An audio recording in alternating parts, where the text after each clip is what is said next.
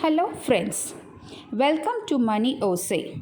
Today in our video we are going to discuss in detail about history of Indian coins, that is Indian rupees, and we are going to discuss about various types of coins which were introduced under different Mughal kings.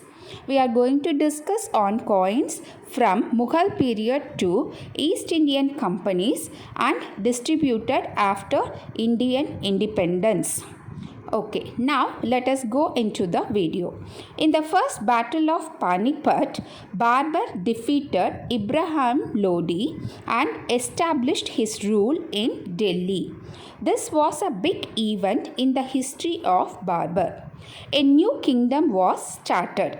To remember this, Babur introduced silver coins named Tankas or Sharuki in the year 1526 to 1530. This Shankas or Sharuki weighed 4 grams. After Babur, his son Humayun came to throne, who was defeated by Sheshasuri in the Battle of Shausha. After this battle, Sheshasuri claimed the throne in Delhi, which made Humayun to run away from the air. Sheshasuri did not like the Mughal coins Tankas. He ordered his workers to make a new coins. By seeing the new shaped coins, happily Sheshasuri pronounced a word Rupaya, which means a beautiful design. Thus, Tankas was replaced by Rupaya. Tanka was 4 grams only, whereas Rupaya weighed 11.66 grams. Rupaya continued to be a standard under later Mughal rulers, and even the British, who used the term Rupaya for silver coins and set their weight nearer to Sheshasuri's coins. After Sheshasuri, Akbar came to rule. Akbar continued Rupaya for circulations. He used silver coin Rupaya, and along with that he introduced new coin which was minted in gold. He named it as Ashrafi or Mohar. This coin was used for specific purpose, and for normal transaction they used Rupaya only for regular activities. Akbar made many experiments in the shapes of coins.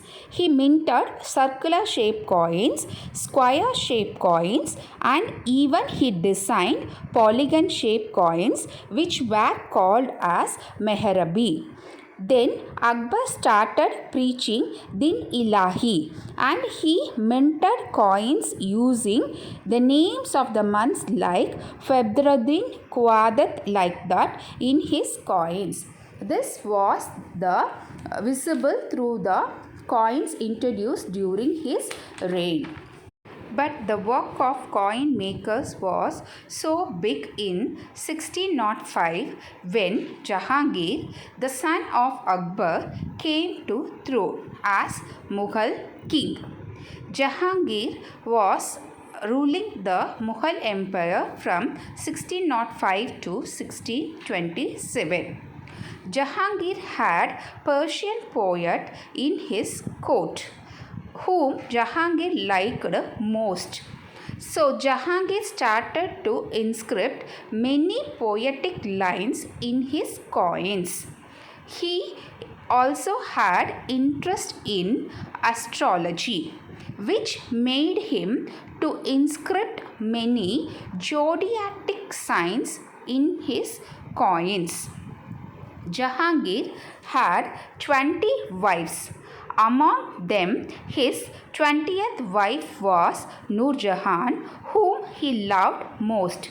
So he inscribed printed her image and name in his coins. He also inscribed his portrait image in his coin, which was against the Islamic rule. This became a big issue during his reign, which was criticized by many people at that time. Jahangir gave his portrait coin as a special gift to his workers and ministers and asked them to wear in their turbans and seshas to show that they had been graceful by imperial favor. After Jahangir came Shah Jahan, who was a great Islamic ruler. He did not like the ideas of Jahangir, so he collected all the zodiatic and portrait coin and put it into a machine to split it into pieces. He too believed that making pictures or portrait is a sin in Islam. This considered as a rarest coin. Recently, this coins was sold up to 45 lakhs in an auction. After the death of Aurangzeb, there was a slide in Mauryan emperor. Then came Farrukhisar, who was affected by an unknown disease, which was cured by a doctor from British East Indian Company. Farrukhisar was very glad that he gave permission to East Indian Company to mint coins. The first coin was minted by East Indian Company in the name of Mughal Emperor from Bombay Mint in 1717. End of Mughal Emperor. Emperor Shah Alam II lost the Battle of Buxar in 1764 AD to the East Indian Company's army and became a puppet in the hands of the British. But the British continued to issue coins up to 1835. East India Company came to force from 1835.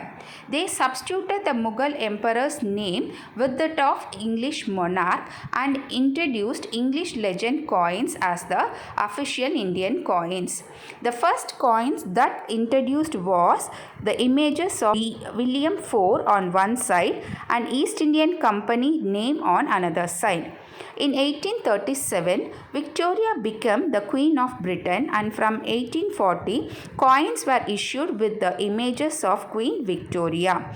In 1876, Queen Victoria claimed another title as Empress of India, and from 1877, Victoria Empress image were minted and circulated.